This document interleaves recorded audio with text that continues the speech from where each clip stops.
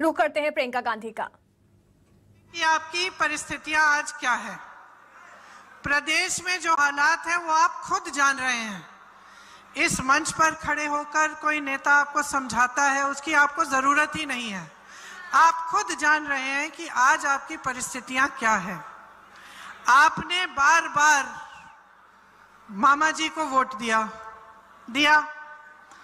जब आपकी समस्याएं खड़ी हुई, जब महंगाई बढ़ती चली गई, बेरोजगारी बढ़ती चली गई, किसान कर्ज में डूब रहे हैं, वो होते रहा। आप शिक्षा की सुविधाएं मांगते रहे, कुछ बना नहीं। स्वास्थ्य की सुविधाएं नहीं है। जब ये सब बढ़ता चले गया और आपने पूछा कि भाई हमारे लिए कर क्या रहे हो, तो जहां तक मैं जानती हूं एक ही जवाब आपको मिलता रहा कि हम आपके मामा हैं, फिक्र मत करो, हम सब कुछ कर लेंगे। जवाब मिला कि नहीं? खड़ी खेती आपकी तबाह हो गई, हम आपके मामा हैं, फिक्र मत करो, सुरक्षित रहोगे। किसान को यूरिया नहीं मिला, फिक्र मत करो, सुरक्षित रहोगे, हम मामा हैं।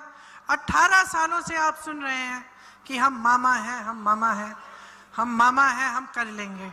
18 सालों से आप देख रहे हैं कि कुछ नहीं हुआ। 18 सालों से आप देख रहे हैं कि जब जब चुनाव आता है धर्म की बातें उभारते हैं, अचानक धर्म के बारे में बात होने लगती है, जाति की बातें होने लगती हैं। 18 सालों से आप देख रहे हैं कि आपकी समस्याओं के बारे में कोई बात नहीं कर रहा है। जो विकास का कार्य हो रहा है मध्य प्रदेश में, उसके बारे में कोई बात नहीं कर रहा है। स्वास्थ्य सुविधाओं के बारे में कोई बात नहीं कर रहा है। बच्चों की शिक्षा के बारे में कोई बात नहीं कर रहा है।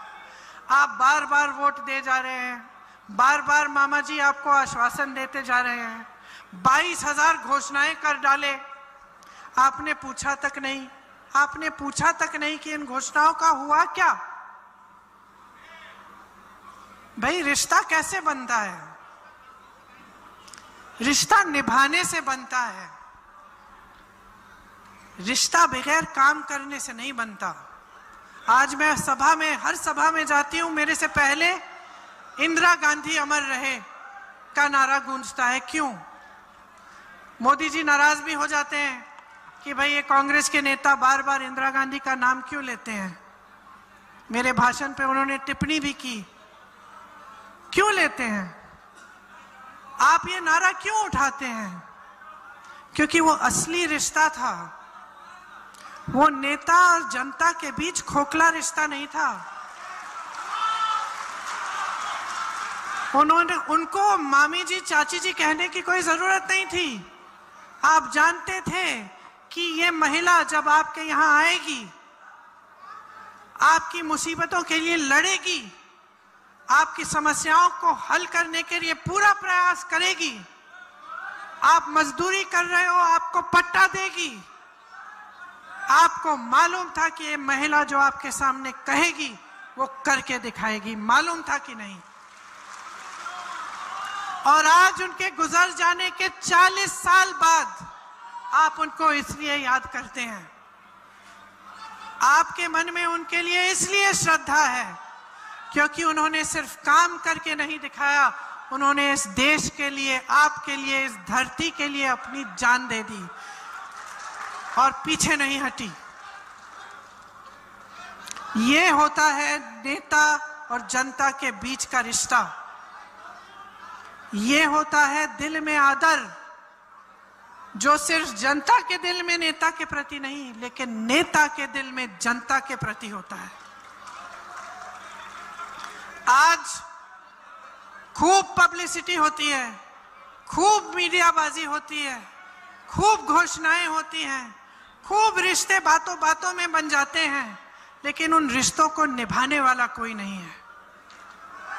चुनाव खत्म होता है, घोषणाएं असलियत कुछ और है। लेकिन मेरा मतलब, ये सब कहने का मतलब क्या है? रोजगार छत्तीसगढ़ में बढ़ा है। आज पूरे देश में सबसे कम बेरोजगारी कौन से प्रदेश में है? ये मेरे कहने से मत मानिए, आंकड़े देखिए। सबसे कम बेरोजगारी छत्तीसगढ़ में है। और यहाँ क्या हालात है? पूरे देश भर में 45 सालों में सबसे ज्यादा बेरोजगारी आज है। मोदी जी के सरकार की किए हुए काम है ये। प्रदेश में, आपके प्रदेश में बेरोजगारी इतनी बढ़ गई है कि पूछिए मत। घोटाले ही घोटाले हो रहे हैं। बच्चे बेचारे पढ़ते हैं, आप लोग मेहनत करते हो अपने बच्चों को पढ़ाने के लिए, दिन रात नौकरी करते हो, खेती में मजदूरी करते हो, जो भी करते हो उनको पढ़ाने लिखाने के लिए, उनके भविष्य को मजबूत बनाने के लिए। वो पढ़ते हैं, मेहनत करते हैं। आप प्राइवेट में ट्यूशन कराते हो, फीस भरते हो, किसी न किसी तरह से जुगाड़ करके। इतनी महंगाई के जमाने में पता चलता है कि परीक्षा में ही घोटाला हो गया। यूपी में कुछ ऐसे बच्चे थे, 26-27 साल के हो गए थे, इंतजार करते करते कहते दीदी 6 साल से इंतजार कर रहे हैं, अभी तक नियुक्तियां नहीं हुई। हम बार बार 2-3 बार हमने परीक्षा की, फिर छोड़ा कि भाई कितनी बार करेंगे, नियुक्तियां एक ना एक दिन तो आ ही जाएंगे। ठहर जाते हैं, ठहरते ठहरते उम्र बीत गई, रोजगार नहीं मिला। और वहां बगल में रोजगार इतने बढ़ रहे हैं कि जो पलायन करके चले गए वो कह रहे हैं कि हमें वापस आना है अपने प्रदेश में। कह रहे हैं कि हम वापस जाएंगे, रोजगार तो हमें वहीं मिल रहा है, यहाँ हम शहरों, बड़े बड़े शहरों में क्यों भटके। तो ये परिस्थितियां हैं। मतलब आपके सामने एक ऐसी सरकार है जो 3.5 सालों के कार्यकाल में 21 रोजगार देती है। 21 रोजगार देती है, जबकि सैकड़ों हजारों पद खाली पड़े हैं और सैकड़ों हजारों करोड़ों नौजवान, पढ़े लिखे नौजवान बेरोजगार हैं।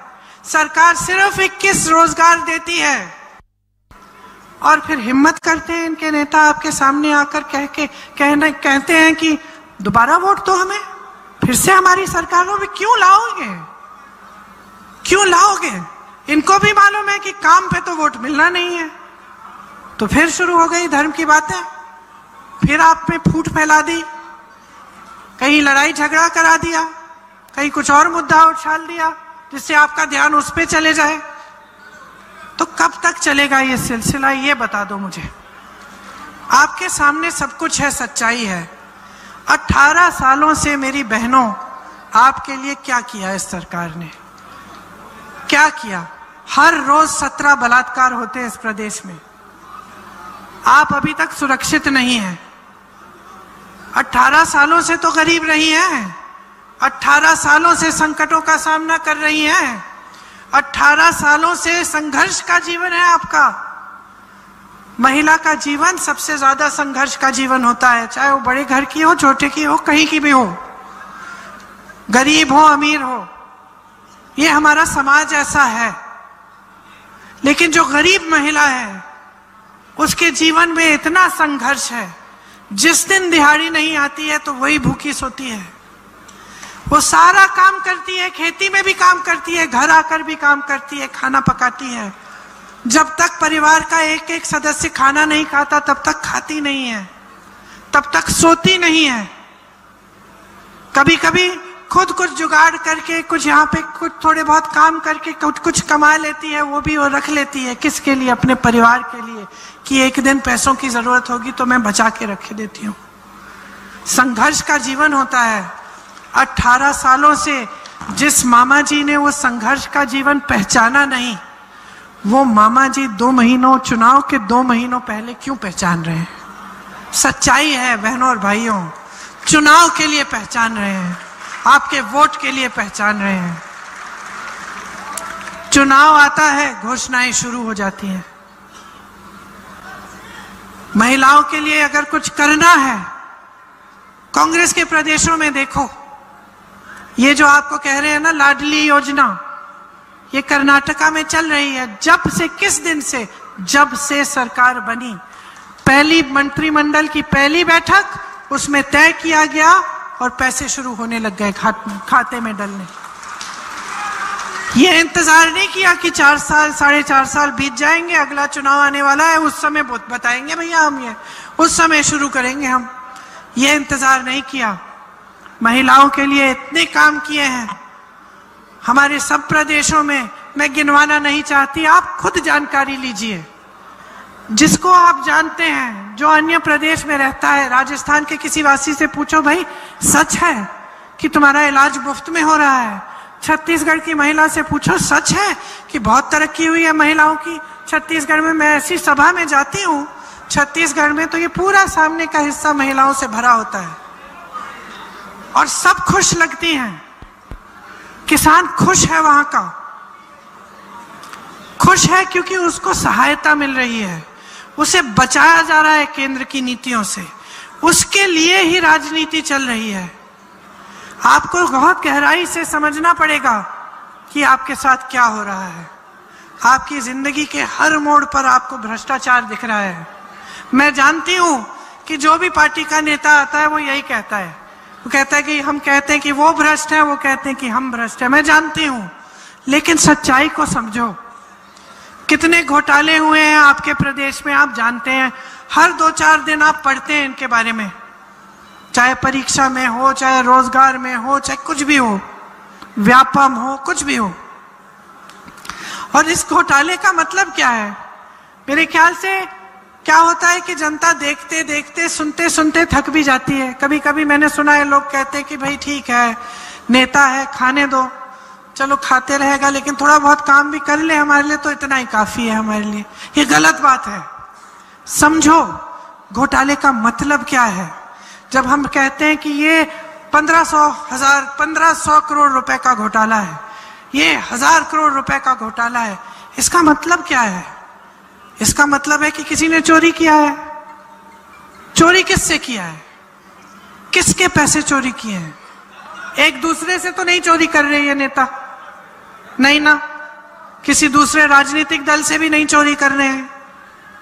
किससे चोरी कर रहे हैं? आपसे चोरी कर रहे हैं। सरकार का 1 रुपया नहीं होता, जनता का होता है। जब आप अखबार में पढ़ते हैं कि प्रधानमंत्री श्री नरेंद्र मोदी जी के लिए सरकार ने 2 हवाई जहाज खरीदे 16,000 करोड़ के, 2 हवाई जहाज 16,000 करोड़ रुपए के, तो जान लो बहनों और भाइयों ये आपके पैसे हैं। ये वो पैसे हैं जिनसे किसानों का कर्ज माफ होना चाहिए था। ये वो पैसे हैं जो पुरानी पेंशन की स्कीम में जाने थे। ये वो पैसे हैं जिनसे आपके लिए पाठशालाएं बननी थी, आपके लिए नए उद्योग बनने थे। जब आप पढ़ते हैं कि पुराने संसद